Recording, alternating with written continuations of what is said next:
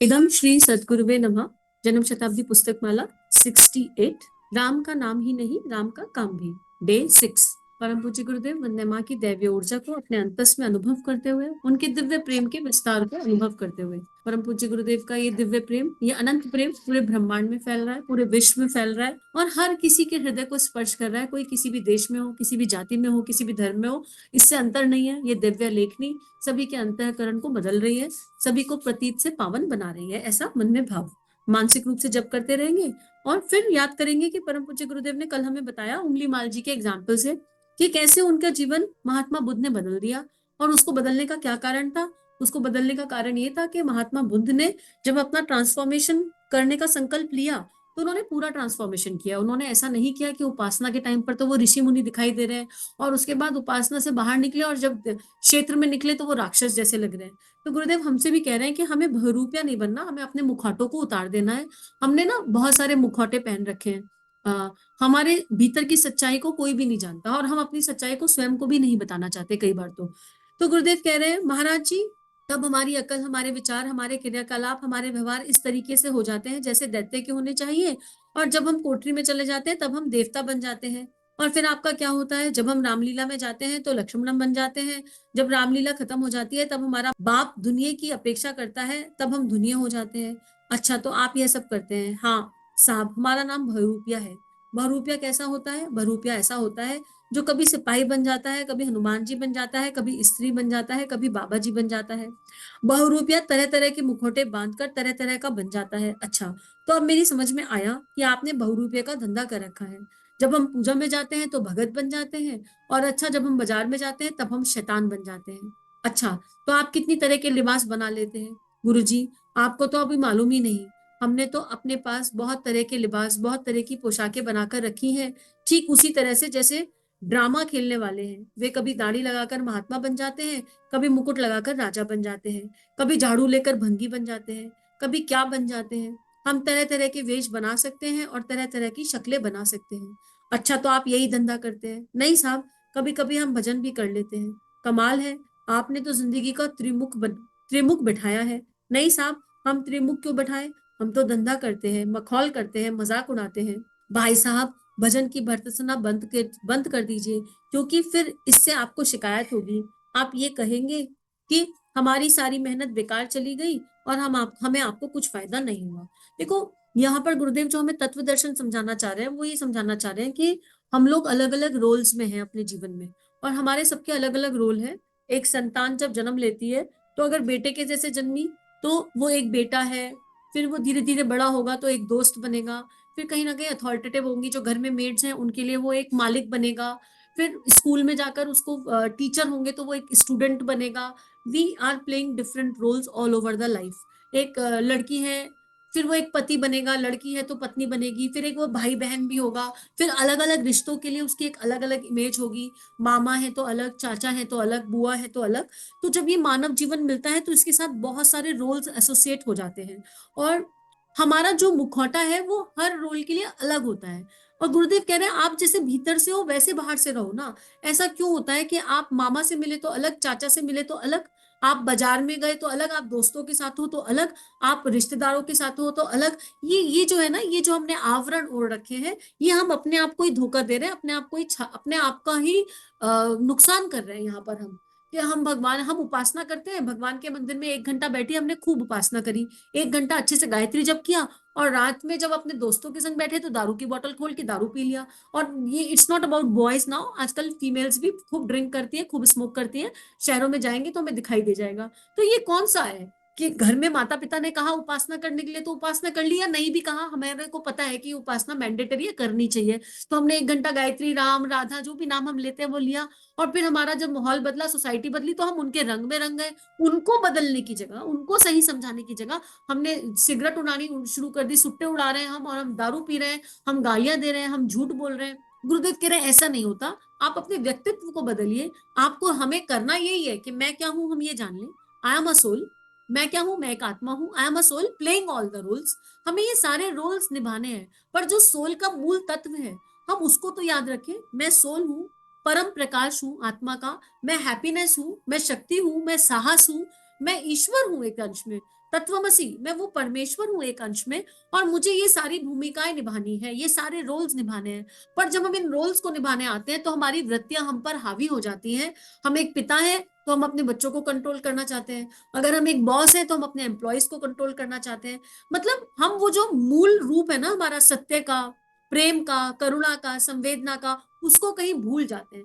और इसीलिए उपासना मैंडेटरी है, और इसीलिए उपासना के साथ स्वाध्याय, स्वाध्याय बहुत इंपॉर्टेंट है, ताकि हमने क्या उपासना करी, हम उपासना का तत्व दर्शन प्राप्त कर सके। मान लीजिए हमने गायत्री मंत्र किया, तो गायत्री माता के वो 24 गुण कौन से हैं, गायत्री माता में वो 24 शक्तियां कौन सी हैं, वो तो हमें पता होना चाहिए ना, कि गायत्री माँ की 24 शक्तियां कौन सी है। क्यों कहा जाता है कि गायत्री वेद माता है, गायत्री माता में वेदों की कौन सी लर्निंग छुपी है। मान लीजिए हम आर्य समाज से हैं और हम यज्ञ करते हैं, तो हमको ये तो पता होना चाहिए ना कि यज्ञ की अग्नि में ऐसी क्या दिव्यता है कि यज्ञ का जब हम यज्ञ में आहुति देते हैं तो उससे जो धुआं निकलता है वो हमारे फेफड़ों की क्लीनिंग कर देता है, हमारे अंतस की क्लीनिंग कर देता है, वो सारे वातावरण को नीट एंड क्लीन कर देता है। ऐसा कैसे हो पाता है? उन मंत्रों में हम कौन सी भावनाएं डालते हैं, हमको ये तो पता होना चाहिए ना। धुआं तो मिर्ची से भी निकलता है, मिर्ची जला लो धुआं निकल जाएगा, लेकिन यज्ञ के धुएं में और मिर्ची के धुएं में अंतर हो गया ना, फर्क हो गया ना। तो हमको ये जानने की, समझने की आवश्यकता है कि हम जो भी कर रहे हैं वो हम क्यों कर रहे हैं, उसका मूल तत्व क्या है, और हमारी भावना उससे जुड़ी कि नहीं जुड़ी। हम आउट ऑफ फियर तो नहीं कर रहे। इस ब्रह्मांड को दो ही एनर्जी चला रही है, एक लव और एक फियर, और हम में से मैक्सिमम लोग फियर एनर्जी में उलझे हैं, और हम फियर एनर्जी में उलझे हैं, और उस फियर एनर्जी के चलते हम मोस्टली सारी पूजा पाठ कर रहे हैं। पर फियर के चलते किया गया पूजा पाठ क्या मैनिफेस्ट करेगा? फियर के चलते किया गया पूजा पाठ प्रेम को मैनिफेस्ट कर सकता है। कब मैनिफेस्ट कर सकता है? जब हम उस बह को आइडेंटिफाई करें और उसे भगवान के चरणों में रख दें। और इसके लिए मूल में क्या चाहिए? मूल में चाहिए श्रद्धा और विश्वास। तो गुरुदेव कह रहे हैं जिस तरह से आप लोग कर रहे हैं ऐसा नहीं हो पाएगा कि आप अपना मुखौटा नहीं उतार पा रहे हैं। आप बहरूपिया बने खुल रहे हैं, आपकी माँ सामने आ गई तो आप कुछ और, आपकी बेटी सामने आ गई तो कुछ और, आपकी सोसाइटी वाले सामने आ गए तो आप कुछ और। नहीं, अगर हम एक गायत्री साधक हैं तो हम हर जगह एक गायत्री साधक हैं, अगर हम राम के उपासक हैं तो हम हर जगह राम के उपासक हैं, और हमें राम नाम लेने में कोई शर्म नहीं आती। हम राम का नाम लेते हैं, राम की बात बताते हैं, पर सही अध्यात्म को परोसते हैं। अगर हम राधा जी को मानते हैं, हम राधा जी को वैल्यू करते हैं, तो हम राधा जी के प्रेम तत्व की वैल्यू करते हैं, हम राम के संयम की वैल्यू करते हैं। और अगर हम निराकार में मानते हैं, हम भगवान सूर्य के उपासक हैं, तो हम सूर्य नारायण के अनुसार डिसिप्लिन है, और फिर सबके लिए हम वैसे ही हैं। और जब हम रोल प्ले करते हैं तो हम अपनी आत्मा की जागृति के अनुसार, आत्मा के कर्तव्य कर्मों को जानते हुए, समझते हुए अपने रोल प्ले करते हैं। हम जिम्मेदारियों के आधार पर कुछ नहीं करते, हम केवल कर्तव्य कर्म के आधार पर जिम्मेदारियां निभाते हैं। मोस्टली हम जिम्मेदारियों में इतना उलझ जाते हैं कि हम अपनी आत्मा के प्रति अपने कर्तव्यों को भूल जाते हैं। जिम्मेदारी और कर्तव्य दो अलग अलग चीजें, गुरुदेव कई बार बता चुके। जिम्मेदारियां देह भाव से आती हैं और लोड देती हैं, लोड। जिम्मेदारियां निभाते हैं तो आशा और अपेक्षा होती है, कहीं ना कुछ इच्छा हो जाती है, कोई ना कोई एम्बिशन हो जाती है। लेकिन जब हम कर्तव्य करते हैं तो वो लोड नहीं होता, वो सेवा बन जाता है। कर्तव्य हमेशा सेवा की ओर लेकर जाता है। कर्तव्य जब हम करते हैं तो हम अपनी आत्मा के प्रति करते हैं। हम जानते हैं कि एज अ बेटा मुझे क्या करना चाहिए, एज गुरु की शिष्य मुझे क्या करना चाहिए, as a wife, as a husband हमारा कर्तव्य कर्म क्या है, और हम बदले में कुछ चाहते नहीं, क्योंकि हम जो भी कर रहे होते हैं ईश्वर का काम मान के कर रहे होते हैं। तो गुरुदेव कहते हैं कि आप सही तरीके से नाम नहीं ले रहे हैं भगवान का, आप सही तरीके से उपासना नहीं कर रहे हैं, और फिर आप उपासना की मजाक बना रहे हैं, ये बात अच्छी नहीं है। और फिर गुरुदेव कह रहे हैं अगर उपासना को ठीक करना है तो उसके लिए क्या करना है? सबसे पहला जो तरीका है वो है अपनी जीभ को संस्कारित बना लें। जीभ से हम क्या दो काम करते हैं? एक काम करते हैं वाणी, बोलने का काम करते हैं, और एक क्या काम करते हैं? खाने का काम करते हैं। तो यानी कि अपने आहार को शुद्ध पवित्र कर लें, और हम क्या बोल रहे हैं उस पर विचारें। शब्द भ्रम है, जीभ वाणी से, ये संसार वाणी के आधार पर चल रहा है। आप इमेजिन कर लो, भगवान ने ये संसार बनाया होता और मानव को वाणी नहीं दी होती, तो क्या ये आदान प्रदान होता? कुछ हो सकता था इस ब्रह्मांड में? कुछ भी हो सकता था? कहीं पर भी कुछ नहीं हो सकता था, ये संसार चल ही नहीं पाता। यानी कि वाणी में बहुत शक्ति है, शब्द भ्रम है, और ये जो शब्द है ये यूनिवर्स में जाते हैं। हर शब्द यूनिवर्स में जाता है और अपने जैसे शब्दों को लेकर आता है। इसलिए हमें नाम जप करना चाहिए, बार बार राम राम राम करेंगे तो संयम लौटकर आएगा ही, बार बार राधा राधा करेंगे तो प्रेम लौटकर आएगा ही। तो जिस भी शक्ति के उपासक है, अगर ठाकुर रामकृष्ण परमहंस का नाम लेंगे तो काली की एनर्जी लौटकर आएगी आएगी। तो जिस भी शक्ति का नाम लेंगे वो एनर्जी लौटकर आएगी। तो गुरुदेव कह रहे हैं कि आप अपनी जीभ को अच्छा बना लें, संस्कारित बना लें। तो हम संकल्प लें कि हम शांत रहेंगे, हम अभद्र भाषा का उपयोग नहीं करेंगे, हम अच्छी बातें बोलेंगे। बार बार अफर्मेशंस का विज्ञान भी यहाँ पर आ जाता है कि हम अच्छे अफर्मेशंस बोलेंगे। हमारे अफर्मेशंस में एक भी लोअर एनर्जी के वर्ड नहीं होंगे, हायर एनर्जी और हायर फ्रिक्वेंसी से हम अफर्मेशंस बोलेंगे। और मंत्र एक तरह का अफर्मेशन ही हो जाता है। गुरुदेव लिखते हैं, मित्रों, फायदा उठाने के लिए जरूरत इस बात की है कि जिस जीव से आपको भजन पूजन करना है उस जीव को अच्छा बनाएं, संस्कारित करें। इस संबंध में हम श्रृंगी ऋषि का हवाला पहले ही दे चुके हैं। अभी हम आपको जीव के चमत्कार और बताते हैं, और जिससे दूसरों को भी नसीहत दे सके और दूसरों को वरदान आशीर्वाद देने में भी समर्थ हो सके। हम आपको इस चंद्रायन अनुष्ठान में जिस उपासना को सिखाते हैं उसमें जीव पर अंकुश लगाना भी सिखाते हैं। उस जीव के बारे में फिर मैं आपको एक बार बताता हूँ। जिस राजा परीक्षित की बात मैं आपसे कह रहा था, उस राजा के पीछे जब तक्षक लग गया तो प्रश्न यह उठा कि अब परीक्षित को क्या करना चाहिए। उस जमाने के मुताबिक यह तय हुआ कि राजा परीक्षित को भागवत की कथा सुननी चाहिए, इससे उनका उद्धार हो जाएगा। राजा परीक्षित को जो 7 दिन की मोहलत मिली उसमें वे कथा सुनेंगे और यह सारा समय उन्होंने उनका कथा सुनने में लग जाएगा, यह तय हुआ। ऐसी कथा से लाभ नहीं, लेकिन राजा परीक्षित को बहुत लाभ हुआ। गुरुदेव कह रहे हैं, यह निश्चय होने के पश्चात यह सवाल पैदा हुआ कि आखिर कथा कौन कहेगा। कहने से क्या होगा, 35 रुपए में किसी पंडित को बुला लो, 5 रुपए रोज के हिसाब से पंडित जी को नकद पैसा दे दीजिए, भोजन करा दीजिए, भोजन कराने के बाद में कपड़ा दे दीजिए, कथा सुन लीजिए। ऐसी कथा से कोई फायदा हो सकता है क्या? देखो, ये उस जमाने की बात है, राजा परीक्षित के जमाने की बात है, जब भगवान श्री कृष्ण चले गए थे और राजा परीक्षित के बल पर जो है कलयुग की एनर्जी को रोका गया था 25 साल। तो यहाँ इसलिए 35 रुपए लिखा है। आज की डेट में आपको कोई 35 रुपए में कथा करके नहीं देने वाला है, क्योंकि संतों का भी देह है, उनकी भी रोजी रोटी है। और अब वो जमाना नहीं रहा जब हम जो संत होते हैं उनका ध्यान हम खुद से रख लेते हैं। आजकल वो जमाना भी नहीं रहा। तो गुरुदेव ने ये कहा कि राजा परीक्षित की कहानी हम सबको पता है। राजा परीक्षित कौन है? राजा परीक्षित वो हैं जो सुभद्रा के गर्भ में थे, और फिर वो जो है उनके ऊपर जो है आक्रमण कर दिया था, और भगवान श्री कृष्ण ने उनको बचाया था कि नहीं, ये मेरा पौत्र है और इसका बचना बहुत जरूरी है, क्योंकि ये रहेंगे तो सतयुग रुका रहेगा, मतलब नहीं तो इनके जाते युग बदल जाएगा, कलयुग आ जाएगा। तो जब राजा परीक्षित को तक्षक को उस समय बहुत गुस्सा था, इंद्रप्रस्थ की कहानी हम सब जानते हैं, और उसको बदला लेना था क्योंकि इंद्रप्रस्थ खाली कराया गया था। तो उसको ये लगा कि अब मैं राजा परीक्षित को डस लूंगा। और यहाँ पर कलयुग की एक कहानी आती है कि कलयुग आया और उसने राजा से जगह मांगी, तो वो करुणावान थे, तो उसने कहा कि आप मुझे सोने में जगह दे दो। तो कलयुग को सोने में जगह मिली, सोना मतलब गोल्ड, उसमें जगह मिली। ठीक है। तो अब यहाँ पर ये बता रहे हैं कि जब कथा की बात आई, जब ये हो गया, निश्चित हो गया कि अब तक्षक आके दसेगा, तो कथा कौन कहेगा ये बड़ा महत्वपूर्ण था। कथा कहने वाले बहुत थे, लेकिन कोई ऐसा चाहिए था जिसकी वाणी में वो शक्ति हो, जिसकी वाणी में वो माधुर्य हो, जिसकी वाणी में वो प्रकाश हो, जो कथा कह सके। और ये कथा किसने कही? ये कथा से कही भगवान शुकदेव ने। भगवान शुकदेव ये कथा कहने के लिए क्यों उनको चुना गया? महर्षि वेद व्यास ने लिखी भागवत कथा, और लिखने के बाद उन्होंने ये कहा कि इस कथा को पढ़ने का मैं अधिकारी नहीं हूँ। मेरे गुरु मतलब मेरे ईश्वर नारायण, नारद जी के आशीर्वाद, उनकी प्रेरणा से मैंने इसको लिख तो दिया, लेकिन मैं जानता हूं कि इस कथा का जो तत्व है वो मैं अपने जीवन में जी नहीं रहा हूँ। और क्योंकि मैं अपने जीवन में जी नहीं रहा हूँ, तो मैं इसको कहूंगा भी, इसका प्रचार करूंगा भी अगर, तो ये जो है ये लोगों के मन को बदल नहीं पाएगा, बिकॉज मैं उसमें स्थित नहीं हूँ। तो अगर हमें किसी को कुछ समझाना है, कुछ कहना है, तो हमें उस एनर्जी में स्थित होना पड़ेगा पहले, तभी उस बात का प्रभाव पड़ेगा। फॉर एग्जाम्पल, अगर परम पूज्य गुरुदेव हमसे कहते हैं कि बेटा गायत्री करो, तो उनकी बात का हम पर इसलिए प्रभाव पड़ता है कि उन्होंने गायत्री करी।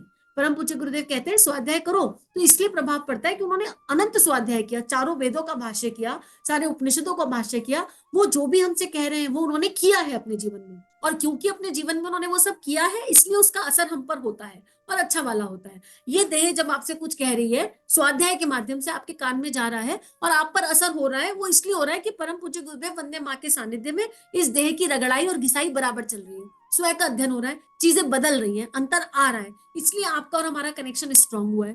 तो यहाँ पर ये गुरुदेव बताना चाह रहे हैं कि कौन करेगा कथा? ऐसा कथा करने वाला कोई चाहिए था जिसकी कथा का असर हो, और राजा परीक्षित को वो परम तत्व प्राप्त हो जिस परम तत्व की बात करी गई थी। और वो सुखदेव थे। सुखदेव की कहानी बड़ी दिव्य है। एक तोता था, भगवान शिव और माँ पार्वती का आपस का संवाद था। माँ पार्वती ने पूछा कि मुझे एक ऐसी कथा सुना दो, ऐसी बात बता दो जिससे इंसान देह भाव से मुक्त हो जाता है, परम पद को प्राप्त हो जाता है। तो भगवान शिव ने कहा कि ये तो बड़ी गूढ़ बात तुमने पूछ ली, चलो लेकिन क्योंकि तुमने पूछा है शिष्य भाव में तो मैं तुमको बताता हूँ। और भगवान शिव वो गहनतम ज्ञान माँ पार्वती को दे रहे थे। माँ की तो आंख लग गई, लीला है, माँ की आंख लगी। उस गुफा में एक तोता बैठा हुआ सब सुन रहा था। अब तोता बैठा हुआ सब सुन रहा था तो भगवान ने देखा और तोता फुर से उड़ गया। उसको पता चल गया कि ये तो हुआ। और क्योंकि उसको देह से प्रेम नहीं रहा, उसको समझ में आ गया कि ये सब खेल है सारा भगवान का। तो उसने तोते की देह को उड़ते उड़ते त्याग दिया, उड़ते उड़ते त्याग दिया। और भगवान वेद व्यास जो है, बहुत दिनों से भगवान वेद व्यास और उनकी वाइफ पुत्र की कामना में, संतान की कामना में, तो संतान की इच्छा करी थी उन्होंने भगवान से। एक संतान, ऐसी संतान जो राष्ट्र को कंट्रीब्यूट करे, देश को कंट्रीब्यूट करे, समाज को कंट्रीब्यूट करे। ऋषि संतान ऐसी ही संतान होती है। और वो तोता उड़ते उड़ते माँ जो है वेद व्यास जी की जो वाइफ है वो जम्बाई ले रही थी, उसने देह त्याग दी और उनकी उसकी जो आत्मा है वो माँ के मुंह से उनके गर्भ में प्रवेश कर गई। इसे योगजा काया कहते हैं। योगजा काया से जन्म होता है ना। कामजा काया तो होती है जहां पर पुरुष और प्रकृति का मिलन होता है, पर ये योगजा काया है। अब उसके बाद उसको पूर्ण ज्ञान हो गया और वो माँ के गर्भ में रहा। कुछ लोग कहते हैं 18 महीने जो है शुकदेव जी माँ के गर्भ में रहे। और भगवान भोले शंकर को ये पता था कि ये ज्ञान तो बड़ा परम ज्ञान है और इसको, इस आत्मा का को ये ज्ञान अगर मिल गया है तो वो नहीं चाहते थे। भगवान शिव लीला कर रहे थे और वो खड़े रहे कि जैसे ये जन्म लेगा मैं इसको तुरंत अपने पास ले जाऊंगा और इसे परम धाम भेज दूंगा, क्योंकि फिर धरती पे सबको ये पता चल जाएगा तो सारा खेल ही खत्म हो जाएगा, शॉर्टकट हो जाएगा सबके लिए। तो भगवान शिव वहां पर लीला में खड़े थे। और अब 18 महीने का गर्भ, वो वापिस ही वो निकल के ही ना आए गर्भ से, निकल के ही ना आए गर्भ से।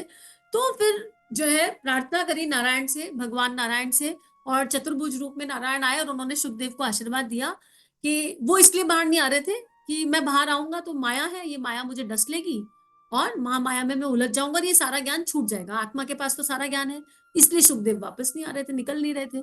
तो भगवान ने कहा कि मैं तुमको आशीर्वाद देता हूँ, मैं तुम कि तुम जब जन्म लोगे तब भी तुम्हारे पास संपूर्ण ज्ञान रहेगा। उन्होंने दूसरा वरदान मांगा कि मैं छोटा बच्चा नहीं बनना चाहता क्योंकि मुझे पता है कि उसमें सारे फोल्डर मेरे ऊपर हावी हो जाएंगे। तो मुझे आप ऐसा वरदान दो कि मैं जन्म लेते ही चलने फिरने लायक, अपने लायक हो जाऊं, ताकि मेरा ये ज्ञान हमेशा सदा बना रहे। तो भगवान नारायण ने चतुर्भुज रूप से उन्हें आशीर्वाद दिया और फिर वो प्रसव हुआ। और प्रसव हुआ तो सुखदेव जी जन्म लेते ही व्यस्क हो गए, बड़े हो गए। लेकिन उनके तो कोई वस्त्र था नहीं, लेकिन उनके पास वो परम ज्ञान था जो देह भाव से मुक्त रखता है, देहातीत रखता है। और वो चल दिए उठते की साथी, ना माँ को देखा ना पिता को देखा, कुछ नहीं देखा, क्योंकि उन्हें पता था परम तत्व क्या है और ये दैहिक माता पिता है। और वो पीछे वो चल दिए वहां से। और वो चले तो सरोवर में कुछ गोपियां लेडीज स्नान कर रही थी, लेकिन वो चलते चले गए, निकल गए। पीछे पीछे व्यास जी पुत्र पुत्र करते हुए आ रहे हैं और जा रहे हैं, जा रहे हैं। और जब जैसे वो व्यास जी उधर से निकले सरोवर से तो सारी स्त्रियों ने अपने वस्त्र ढक लिए। तो व्यास जी ने पूछा, अरे अभी मेरा नौजवान लड़का यहाँ से निकल के गया है जिसने एक भी वस्त्र नहीं पहना था, उसको देखकर तो तुमने कुछ नहीं किया, तुम सहज रही। और मुझे देखकर, जबकि मैं व्यास हूँ, मैं कौन हूँ, मैं व्यास हूँ, महाभारत का रचयिता, सारे पुराणों का रचयिता, और मुझको देखकर तुम ऐसे कर रही हो। तो वो हंसते में बोली कि आपका, आपकी जो संतान है, आप तो उसके मोह में भाग रहे हैं पीछे पीछे। आप होंगे व्यास, बहुत बढ़िया बात है, पर आपका मोह तो साफ साफ दिख रहा है संतान में। और आपकी संतान तो निर्लिप्त भाव से भाग रही थी, उसको तो ये अंदाजा ही नहीं है कि उसने वस्त्र पहने कि नहीं पहने। उसके लिए तो स्त्री और पुरुष में कोई भेद ही नहीं है, उसके लिए तो सब परम तत्व है। तो उसकी एनर्जी, उसकी बॉडी में से वो एनर्जी रेडिएट हो रही थी और वो रेडिएट होकर हमको फील हो रही थी। तो इस कहानी में और बहुत सारी कहानियां जुड़ सकती है, पर तत्व दर्शन ये है कि भागवत कथा कहने के लिए कोई ऐसी आत्मा चाहिए थी जो देहातीत हो, जो देह भाव से मुक्त हो, जो उस परम तत्व को प्राप्त कर चुकी हो, जो जन्म से ही सिद्ध हो। और तब भगवान सुखदेव के पास आए राजा परीक्षित। और वो तो भगवान तो आने को ही तैयार नहीं थे सुखदेव। फिर भगवान सुखदेव ने उन्हें बताया और महर्षि वेद व्यास की प्रार्थना भी पूर्ण हुई। उन्होंने ये कहा था कि मैं किसी ऐसी आत्मा को ढूंढ रहा हूँ जो इस कथा का पाठ कर सके। और तब सुखदेव जी ने वो कथा कही। और क्योंकि वो कथा एक परम पुनीत आत्मा भगवान सुखदेव के माध्यम से कही गई थी, तो उसका राजा परीक्षित को पूर्ण लाभ मिला।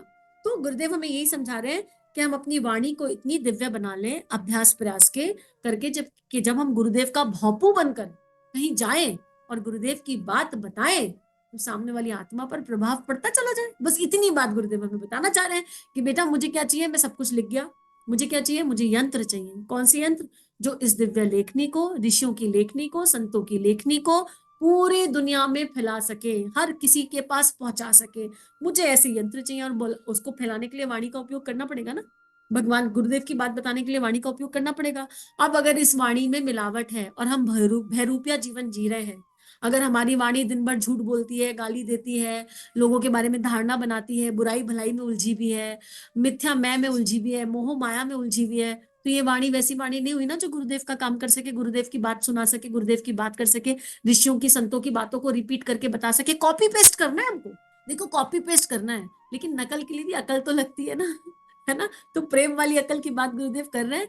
तो गुरुदेव इसलिए हमें ये समझा रहे हैं कि हम अपनी वाणी को इतना दिव्य बना लें, इतना प्यारा बना लें कि जब हम भगवान की बात करें, भागवत की बात करें, रामायण की बात करें, श्रीमद् भगवत गीता की बात करें, हनुमान जी की बात करें, सीता जी की बात करें, किसी भी ईश्वर की बात करें, तो वाणी से जो प्राण निकले वो उसी देवता का निकले जिसकी हम बात कर रहे हैं। हनुमान जब राम राम कहते थे तो हनुमान की जीवा से राम नाम की ऊर्जा निकलकर सामने वाले के अंतःकरण में पहुंच जाती थी। ऐसे तो जब राधा जी कृष्ण कृष्ण कहती थी तो स्वयं जगत गुरु श्री कृष्ण उनकी जीवा से निकलकर, उस प्राण से निकलकर सामने वाले में स्थित हो जाते थे।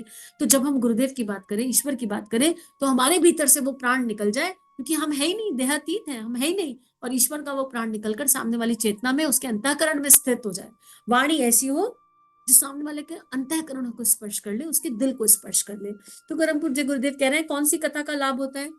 अब बात ये हो रही थी कि कौन कथा करेगा, तो 35 रुपए में पंडित बुला लो, लेकिन उस कथा से कोई फायदा नहीं होगा।